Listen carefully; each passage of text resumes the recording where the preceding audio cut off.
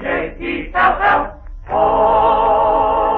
The Jell-O program starring Jack Benny with Mary Livingston, Phil Harris, Dennis Day, and yours truly, Donald Wilson. The orchestra opens the program with Baby Me.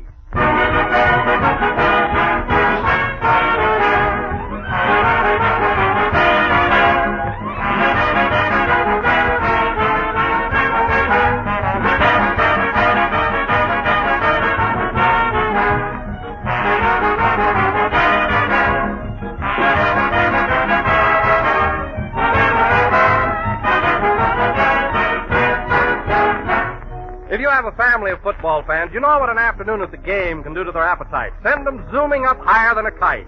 So be prepared with a good hearty meal. And for dessert, that all-star favorite, Jell-O. You always win with Jell-O. You make a touchdown every time. It's so good to look at, gayer than the college colors. Cheerful and bright and appetizing, and it's so good to eat. Jell-O's rich, zestful fruit flavors make a real occasion out of every meal. Strawberry, raspberry, cherry, orange, lemon, and lime. All six are chock full of extra rich flavors that taste as tempting as the ripe fruit itself. There are dozens and dozens of different ways to serve Jell-O, and you'll find attractive recipes on every package. So look for those big red letters on the box. They spell Jell-O.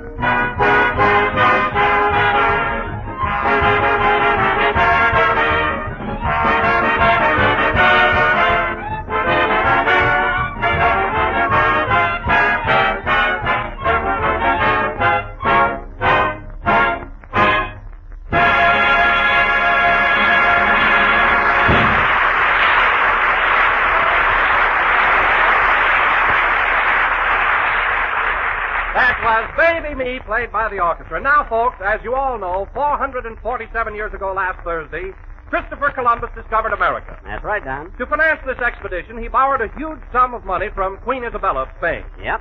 So tonight, ladies and gentlemen, we bring you a man Columbus would have had trouble with, Jack Benny.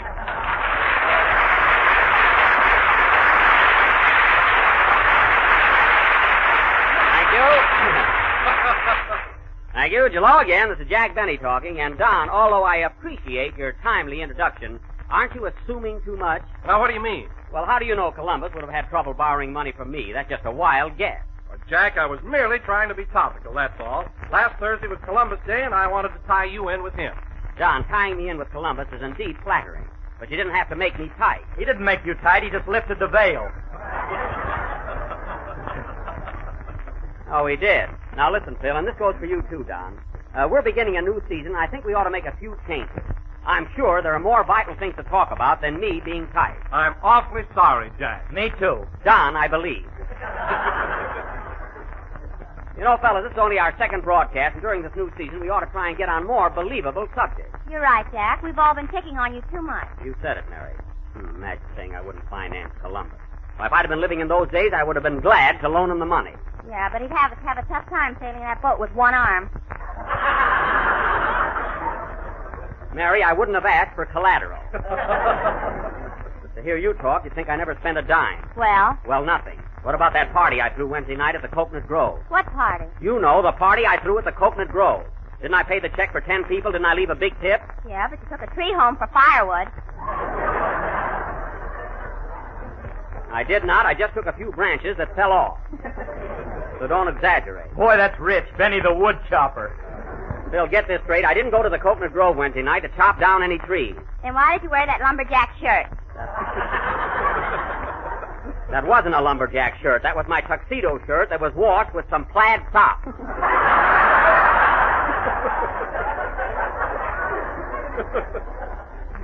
So there. Why, Jack, you ought to sue the laundry. He can't. He did it himself.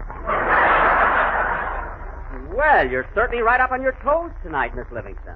Quite a contrast to your opening performance last Sunday. You said it, Jack. Oh, boy, was I nervous. I nearly fainted. I'll say it is. It's a wonder you couldn't control yourself. You've been on the air before. Why all the worry? Did you ever have a strap break in the middle of a program?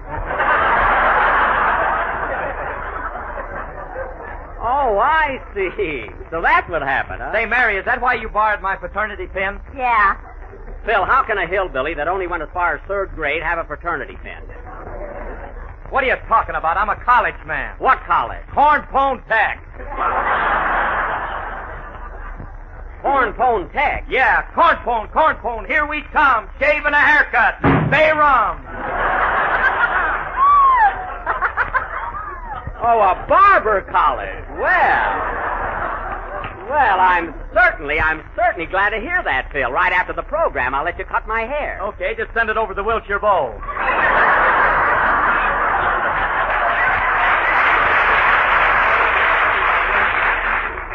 All right, Smarty. No cover charge. Mary. Now, wait a minute, fellas. That's another topic I want dismissed this season. I don't want to hear another word about my toupee, because I don't wear one. What's that over your right ear, a halo? Now, Mary, cut it out and let's change the subject. Say, Don, come here a minute. What is it, Jack? Did you hear any nice reports on our opening program last Sunday? I mean, was there any good comment on it? Why, yes, everyone I talked with liked it very much, and they were especially enthusiastic about our new tenor, Dennis Day. Oh, well, of course, he was a little nervous his first time on the air. Well, I have to admit, Jack, that I was pretty nervous myself. I had the shakes, too. Phil, you've never had anything that a good night's sleep won't cure.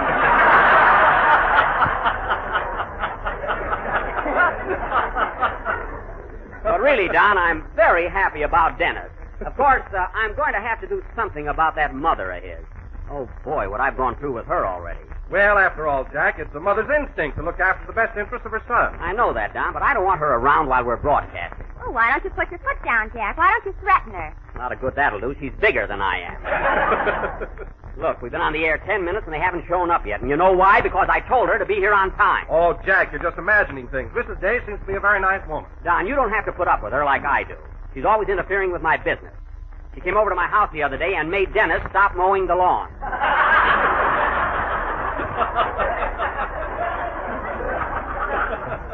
How do you like that? Don't tell me you got that kid mowing your lawn already. Well, it keeps him out of mischief, and besides, Dennis was perfectly willing to do it. He should be. You got it in his contract. I have not. His mother took it out. Anyway, my lawn sure looks nice, half mowed. Well, why don't you make Rochester finish it? Oh, he can't. He joined some kind of a union where he can only do 5 jobs for me. He's up to his quota now. Anyway, fellas, getting back to Mrs. Day, if she does... Whoops, that must be her now. Don't say anything, fellas. Come in. Well, Andy! Hiya, Buck! Well, hello.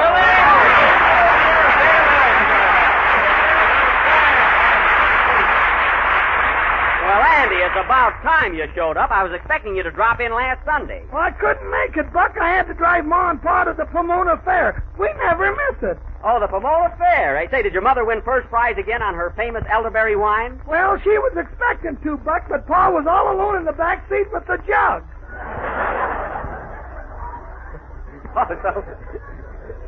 So your Pa drank it, huh? I think so. We passed an orange grove on the way, and Pa said, "Holy smoke, look at that sunset."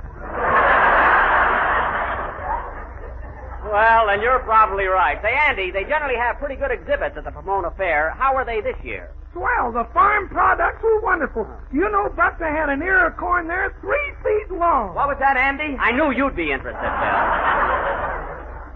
Well, I'm glad you had such a good time, Andy. By the way, did you get a chance to tune in on our show last week? I sure did, Buck. How'd you like our new tenor, Dennis Day? Well, he was great, but Ma was a little disappointed. She thought I was going to sing this year. Well, you could hardly talk that one, huh? That's all we need. Now, wait a minute, Andy, wait a minute. You're not a tenor. I am on some words. You're a quartet on some words. Well, stick around, Andy. I'll have you meet the kid. He'll be here pretty soon. I'd like to, Buck, but I got to run along now. Why, Andy? What's your hurry? Well, my girl's picking me up in front of the studio. Oh, your girl, eh? Who is she? Whoever picks me up. So long, Buck.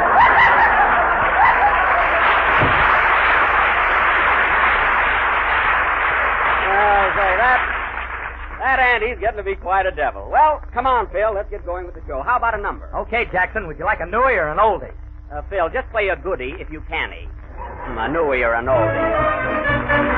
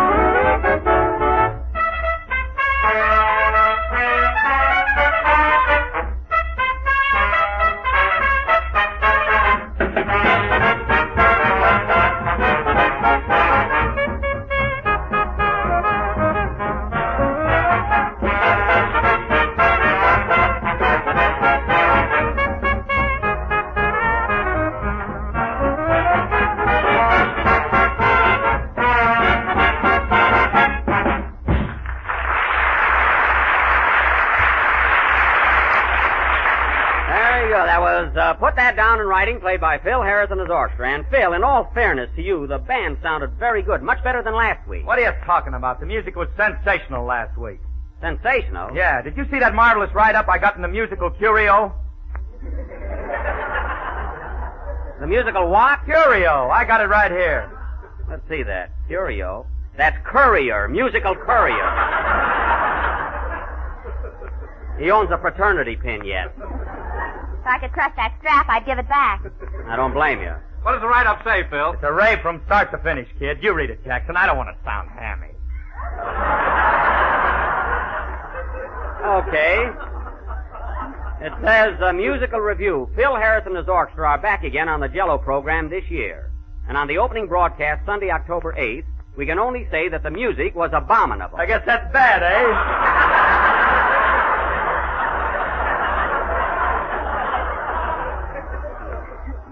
In all selections played, the brass was turbulent, and the strings were as stagnant as anything this reporter has ever heard. And that guy's one of the best critics in the country.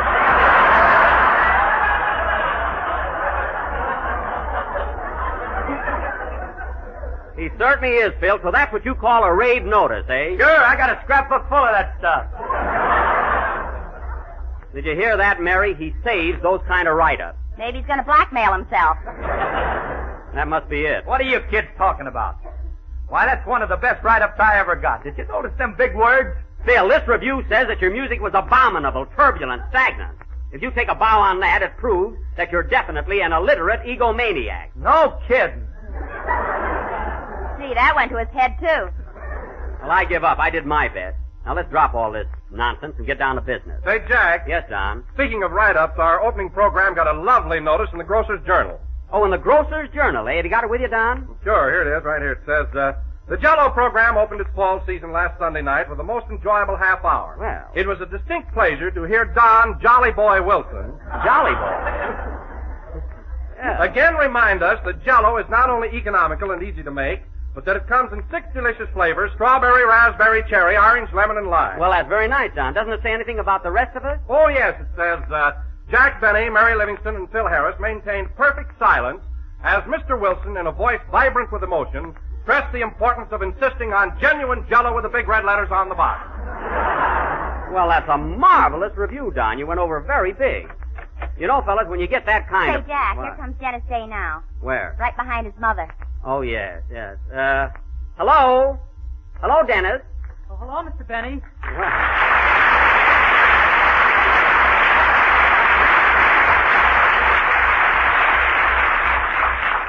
Well, did you hear that, Dennis? That shows everybody liked you last week. You were a big hit. Gee, it all seems like a dream to me. I can imagine. Oh, hello, Mrs. Day. How do you do?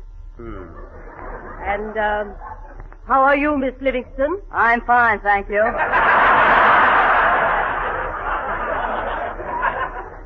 Mary. Now, Dennis. Yes, please? Dennis, I don't want to harp on any particular subject because this is all new to you. But as I told you last Sunday, it's rather important that you be here on time. You were a little late again today. I'm very sorry, Mr. Benny. That's quite all right. You see, we haven't lived out here very long. You've apologized, Dennis. That's enough. But, Mrs. Day, your son was just trying to be courteous, that's all. He said he was sorry. That's all that's necessary. Oh, brother. What was that? I said, oh, brother. I was talking to my brother. He's sitting in the 18th row. Hello, Sam.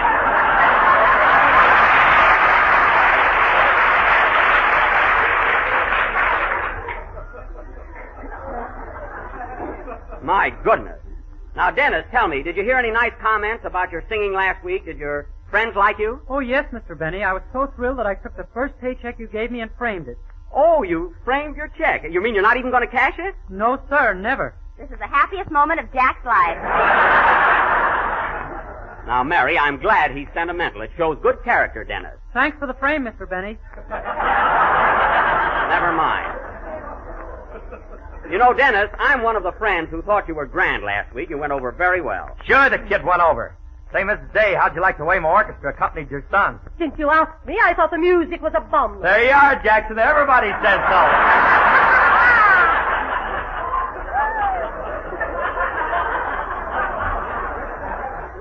Phil, I can't stand this any longer. I'm going to explain this whole thing to you in your native tongue. When that critic said that your music was abominable, he meant that you weren't jiving, that you were off the beam. You mean I wasn't in the groove? I wasn't hep? Exactly. Well, dummy up on that. Mama, Jackson.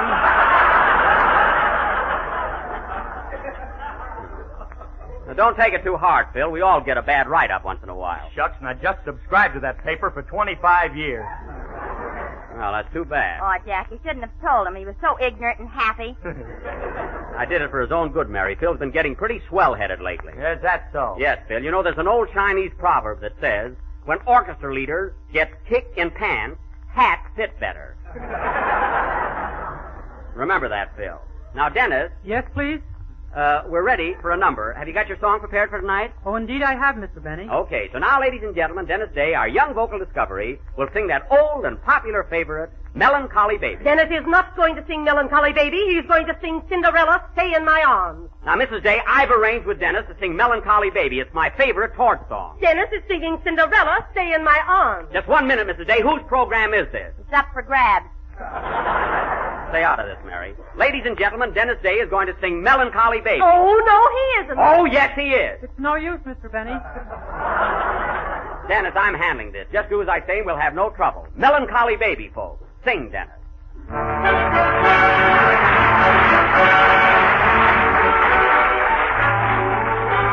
A few minutes to midnight, at the ball all the crowd was swaying. Then two charming people went dancing by, and I heard him say, "Stay in my arms, Cinderella, while the clock is striking, I'll hold you. At the stroke of 12, don't run away. Oh, can't you hear my heart? It begs you to stay in my arms, Cinderella. Maybe I'm that fella, Prince Charming. Since I met you, I've had one design.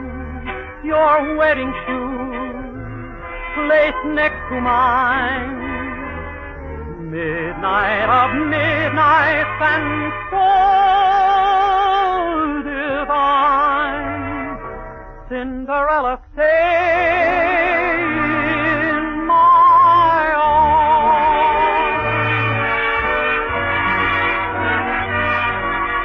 While the clock is striking, I'll hold you.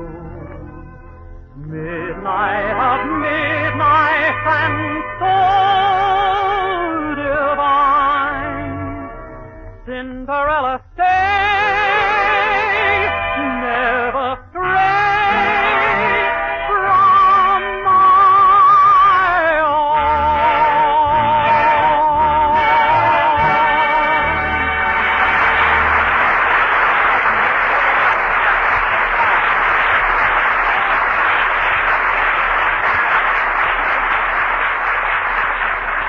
That was Melancholy Baby, sung by Dennis Day. And now, ladies and gentlemen... That was Cinderella, Stay in My Arms. Now, listen, Mrs. Day. Cinderella was a melancholy baby, and you know it. Anyway, Dennis, you sang that number beautifully. You didn't sound a bit nervous tonight. I wasn't, Mr. Benny, but last week, gee, oh boy. Well, that's only natural. Gosh, if it hadn't been for Miss Livingston, I don't know what I'd have done. Oh, it was nothing, Dennis. I didn't want you to be scared, that's all. Well, that was awfully sweet of you, Mary. What'd you tell her? I just said that if a certain comedian got by for 7 years, why should he worry? Well, that's a fine way to talk about Fred Allen. Anyway, Dennis, don't feel upset about last week because we were all just as jittery as you were. Every one of us. I was as cool as a cucumber. Is that so, Mrs. Day? As if I care. What was that? I said we're on the air. We're on the air. And hello, Sam.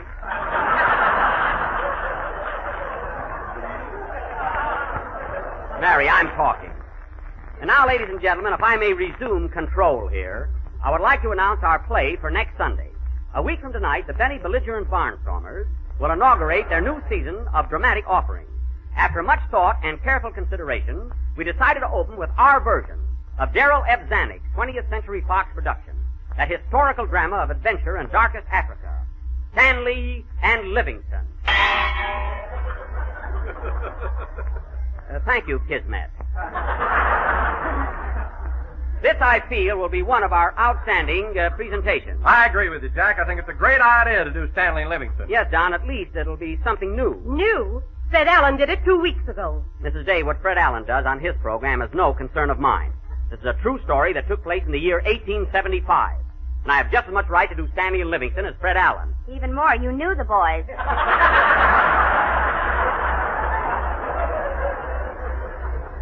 I'm not that old, Mary. Now, getting back to next week's attraction. Oh, Mr. Benny. Yes, please. Yes. Yes, Dennis. Why does Mr. Allen talk through his nose? What was that, Dennis? I said, why does Mr. Allen talk through his nose? Because he hasn't enough strength to blow it, and thanks for asking.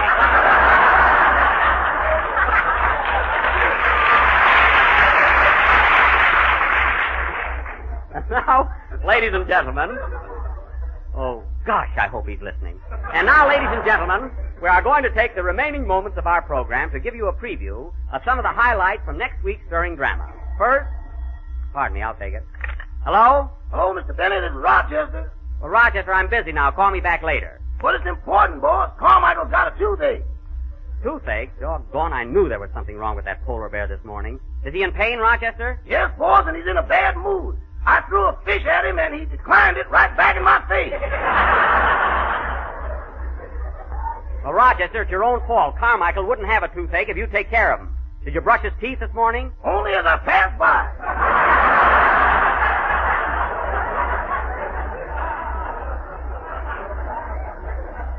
Well, that's awful. Which tooth is bothering him, Rochester? Is it a molar or a bicuspid? What's that, boss? I said, is it a molar or a bicuspid? Yes, pretty bad.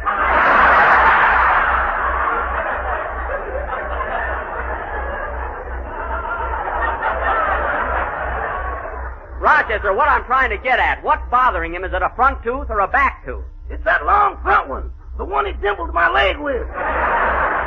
Well, look, I'll be home pretty soon. Meanwhile, here's what I want you to do. Now, pay strict attention. Okay, boss. Now, take a piece of cotton. Take a piece of cotton. Roll it into a ball. Roll it into a ball. Put some toothache drops on it. Put some toothache drops on it. And then shove it in the cavity.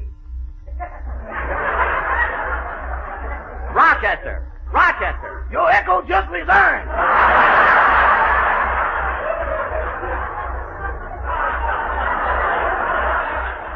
For heaven's sake, now, don't be such a coward. Animals understand when you're trying to help them. Uh-huh. You remember that story about the man who took a thorn out of the lion's paw? Yeah, well, the trouble is.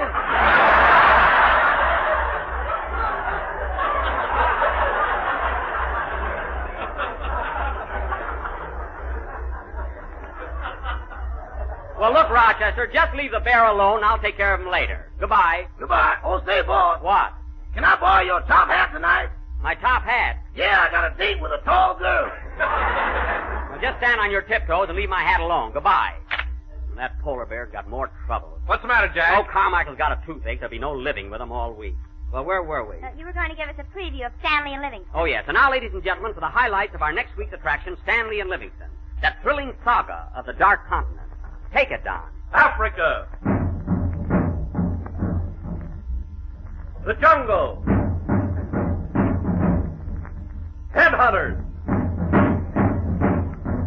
These, ladies and gentlemen, are just a few of the highlights from next week's Sunday's sensational offering, Stanley and Livingston. So be sure and tune in. Pardon me, come in. Mr. Benny? Yes? I'll be seeing you in the jungle next week. Oh, are you a headhunter? No, hair is all I'm after. Goodbye. And he's not kidding, folks. Play.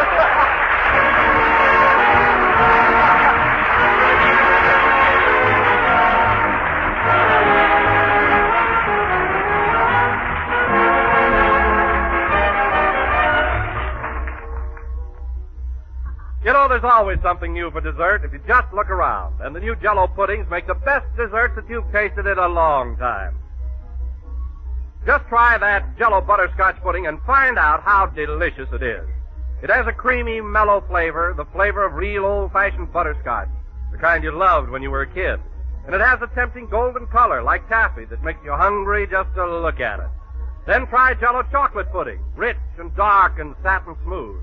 And Jell-O vanilla pudding with that rich color of old ivory and a delicately tempting flavor. Yes, ma'am, you'll say all three Jell-O puddings are tops in goodness, and all three are quick and easy to make. For all you do is add milk and then cook and stir over a low flame till the mixture is smooth and thick. Simple directions are in every package, and you can't go wrong. Jell-O puddings are a swell cold weather dessert, a truly heartening treat for a brisk fall night. So try all three and try them soon. Ask your grocer tomorrow for Jell-O butterscotch, chocolate, and vanilla pudding.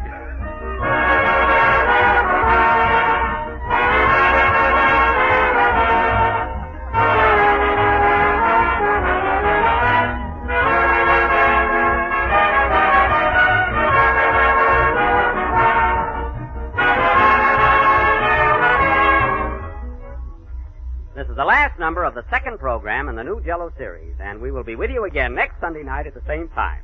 So be sure and listen in to the opening of our dramatic season. Say, Jack. What? Let's stop someplace and get a sandwich. I can't, Mary. I got to run home and take care of Carmichael. Oh, say, do you know a good dentist I can get for him? Sure, I got an uncle that's a swell dentist. Well, call him, will you? Is he painless? No, he's got rheumatism, something awful. Oh, well, I guess he'll do. Good night, folks.